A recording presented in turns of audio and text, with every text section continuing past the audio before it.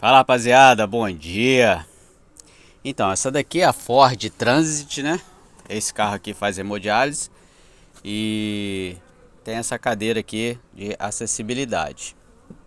Porém, esse carro, quando você trafega com ele, ele fica batendo uma chapa debaixo desse banco, né? E essa chapa, o que é?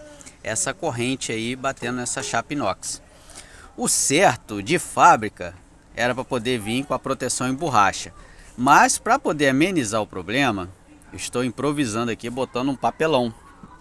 Então, se você tem um carro desse daí e que está fazendo esse barulho, é isso daqui, pessoal. Vocês colocam a proteção embaixo da corrente que vai parar aquele barulho dentro do seu veículo aí, tá ok? Forte abraço.